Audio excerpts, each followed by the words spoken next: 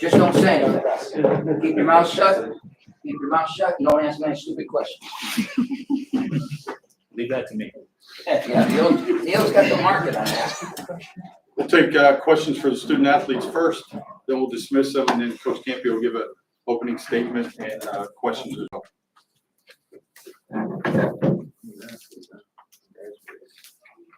You're not a student athlete anymore. I graduated, baby. I'm an athlete. We're just here for fun.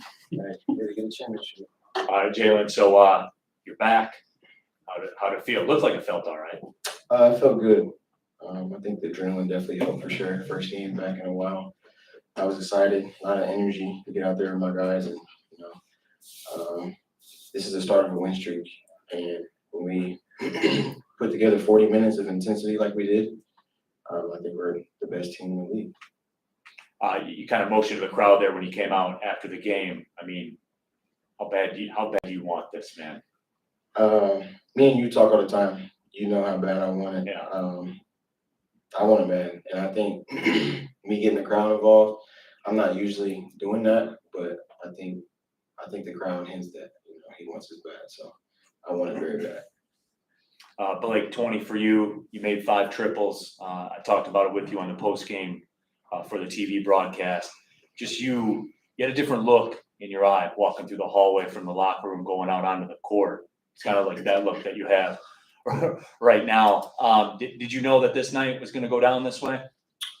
I don't know if I knew it, but I was due. Like I said earlier, I was due.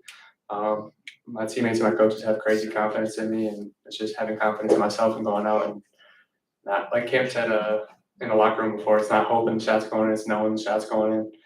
And even on my misses today, I think I rushed one and I was fading on one. So just staying locked in on my shot and, having 100% confidence that I know it's going in. Blake, when you look at it too, Jalen Moore reaps a lot of benefits when you're shooting that way. That assist total tends to creep up. I see him perusing the stat sheet right now. So Jalen, to you, when your shooter's knocking threes down like that, those assists creep up, man. Oh, I'm gonna keep going to him for sure. I'm gonna keep going to him. Even when he misses, I'm gonna keep going to him. So yeah, they definitely make me look good. How does that make you feel here, Jalen? Even if it's not falling, he's going. I messed him up on one today because I was screaming for it and he was wide open. So it was good to have him back 100%.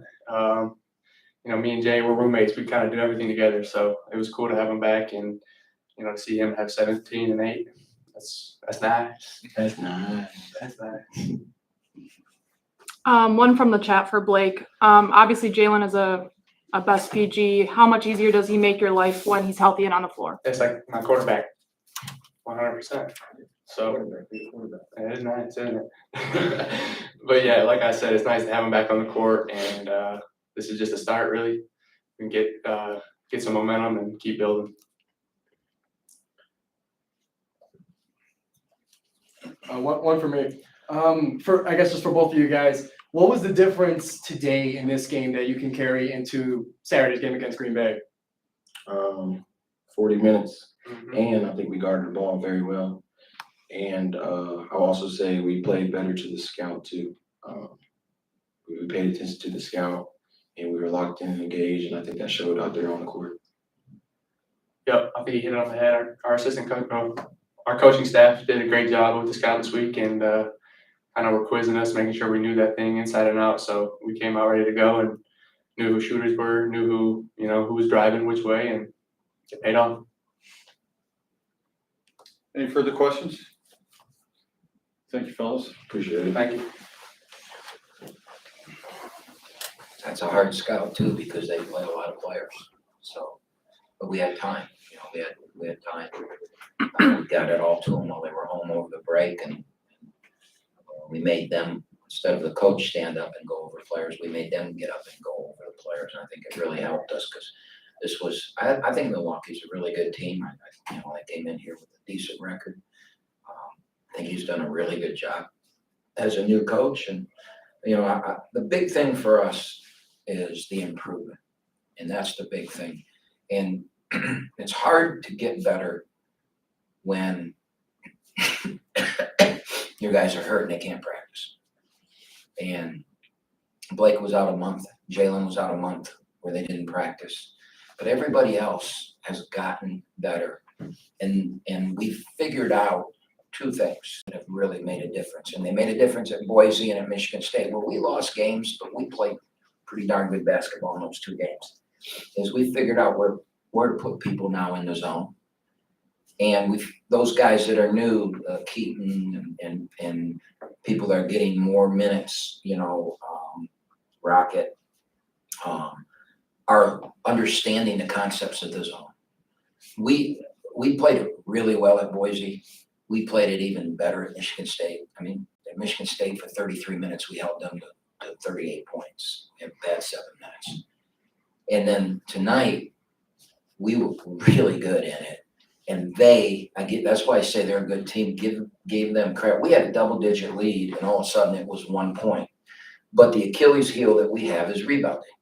And we know that. And we held Michigan State to 9 offensive rebounds. If we can hold them to 9, we can hold anybody. But the ball just bounced back for us in the first half, and they had 9 offensive rebounds, and they made 3 threes off those rebounds. They may have an offensive rebound in the second half and made the 3. They had 4 threes off offensive rebounds. And for the game, they had 7 threes. That's how well we guarded. You can't guard an offensive rebound 3 because you're all in there and they kick it out. So I'm really pleased with us defensively. And then the second thing is during that break between Syracuse and Boise, we changed our offense. And I think you can criticize me for, I was all excited in the summer. Every 10 or 12 years, I change offense. I went to something that I studied it. I went places and talked to people. I thought it hurt us sometimes. And so I went to it and we sucked at it. We got one guy who can come off a ball screen well, and we're coming off ball screens and it was awful. And fortunately, our players bought into the new, going back to our old days, ask anybody in the country, if you want to talk about dribble drive, they say call the Oakland coach. And so we went back to it. We turned the ball over 7 times, I think it was at Boise, 8 times at Michigan State, and tonight we turned it over 8 times. And when you only have 8 turnovers and you get that many opportunities, you're going to play much better offense.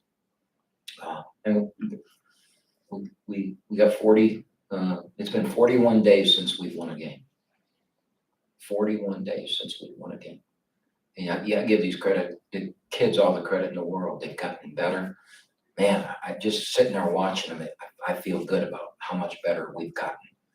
So I know that's a long opening statement, but I've got those feelings going on. If we don't turn the ball over and we can shoot, Blake Lampman made a huge shot right in front of our bench with confidence in the kid he's supposed to be. That's what we need. All our great teams here have always had a guy that can do that. And if he can do that, and Rocket keeps getting better like he did tonight, and having Jalen Moore back 100% with speed. We got runouts. We hadn't had runouts all year because he got a steal at Syracuse, didn't even try and goal. That's how bad he was hurting. And tonight, man, that speed makes a big difference, and the threat of him getting to the rim makes such a difference. And I think we made shots because of that. Camden seems to be clicking, a little bit better for Rocket, as you talked about. He had 20 points in the Purdue Fort Wayne game as well. Is it just that process of coming in here? You switch the offenses like you talked about. What's gone into that? Well, part of the switch of the offense was for him because he's not a ball screen guy. We got him downhill the first half. I mean, he was downhill the first half, and there's no one in our league that's going to guard him downhill. And then he gets tired and he's does all the shaky, bakey, step back 3 stuff. And I'm fighting him and he's fighting me, and we're going to keep going. I'm going to win. And he's going to keep getting better. And when he learns to just use that body and use that speed and come to a 2-footed stop and not rely on the floater, he's going to be a handful in our league because physically there's no one like him in our league. I don't care if he shoots the 3. I just don't want him to fake with his foot 5 times and step back and shoot it, because all that does is allow the defense to set. And you never want a defense to set. So he and I are, I mean, he's got some bad habits. I love the kid. He's a great kid to coach. I'm so glad he's on our team. But we're gonna battle. And trust me, in my 45 years of doing this, he's not the first kid I've had to battle with. Camp, what about defensively? You talked a little bit about it. Last 6 minutes and change of that basketball game. You guys didn't give up a single point coming down the stretch. You mentioned it too. The zone has gotten progressively better as you guys have went along, really, since Boise State. Well, we're getting to our spots. And what the other thing we've worked really hard at is guarding the ball. I think sometimes when you're new and you're in a zone, you think, well, if I get here, I'm okay because I got, and we didn't guard the ball and we got shredded in our zone early in the year. I thought the first 5 minutes of the game, I don't think they got the ball inside of 25 feet in the first 15 or 20 seconds of the shot clock once. Their first basket was an air ball rebound. Their next basket was an inbounds play, and with 14 minutes to go and a half, it was 12-4. And it wasn't that they missed shots; they couldn't get shots. And I was really excited about our defense. And if we can, you're never going to play it like that for 40 minutes unless you got 20 guys that can rotate in and stay fresh. Because the defense causes to play it like that. You got to play hard. I thought Chris Conway made huge steps today. We put him in there. He did a great job protecting. He had a play late in the game where he went straight up on a guy driving, contested the shot, came down and got the shot. And if you would have told me, Chris, we work on that with him, the names I've called that young man because he can't do that.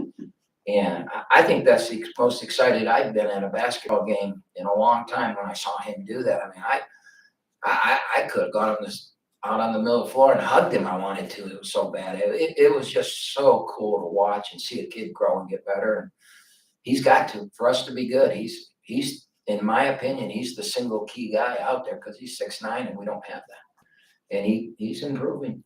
Got to keep going. A couple questions from the chat. Can you talk about the adjustments you've made defensively in the time off between games? Well, it wasn't so much an adjustment as it was practicing.